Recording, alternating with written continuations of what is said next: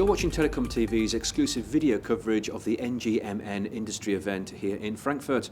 Joining me now is Chris Pearson, who is president of the 4G Americas Association. Chris, thanks for joining us on TelecomTV again. Good to see you. What is 4G America's role in the 5G process? 4G America's role in the 5G process is multiple of things that we're doing. The first early last year, we released really a kind of a summary of what was going on around the world in 5G. And our second phase was in October. We released a white paper that was the 4G America's vision on 5G recommendations.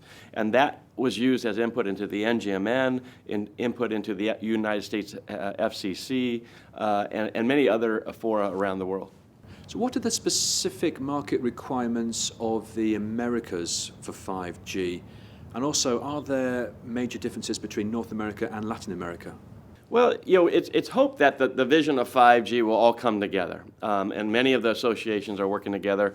4G Americas is working with NGMN, we're working with 5G PPP, we're working with other associations.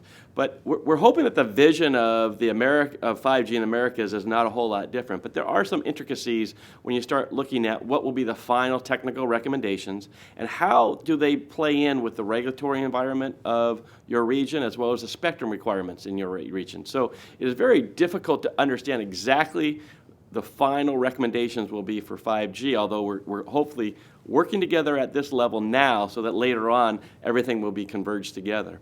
As far as North America and Latin America, well, North America is a leader in 4G. When it comes to LTE and LTE-Advanced, we've been at the forefront of deployments and connections and smartphones using LTE for quite some time.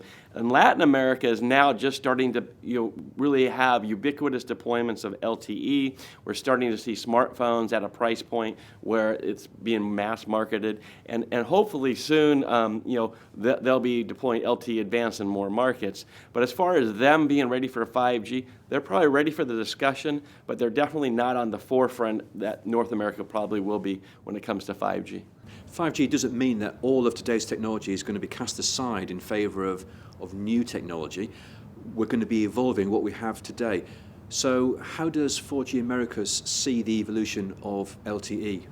Well, that's what 4G Americas has really been stating up front, is that we are really bullish or positive about the developments from LTE and LTE-Advanced. Worldwide, there's 367 LTE deployments, and only 54 of those are LTE-Advanced. So there's a huge runway for technology innovation and technology deployments with LTE-Advanced. So when we made our recommendations, we were very clear up front. LTE and LTE-Advanced will be the foundation that we should all base our recommendations from for 5G. Now, that doesn't mean that LTE-Advanced is 5G or will be 5G, but when you start thinking about mobile broadband around the world, we look at LTE and LTE-Advanced as that foundation of evolution, and then we move to 5G with a collection of technologies that will provide efficiency, flexibility, and performance that we don't have today. With so many different interpretations of what 5G could and should be, what is 4G America's definition of 5G? Well, we made 15 technology recommendations for considerations, and if you look across the scope of all those recommendations, what they are is really improvements to where we are today with LTE and LTE-Advanced. Again, LTE-Advanced is going to be great for a long time, but when you look at the improvement that can be made in the technology, you have to bring in new possibilities, and that would be new possibilities in spectrum using millimeter and centimeter, new multi-radio access technologies, new types of radio access technologies, new management of radio access technologies. So there's quite a large umbrella, I would say, of possibilities for 5G, and I think we're working towards narrowing that down to exactly what that would be. And how will 5G eventually affect users and society as a whole?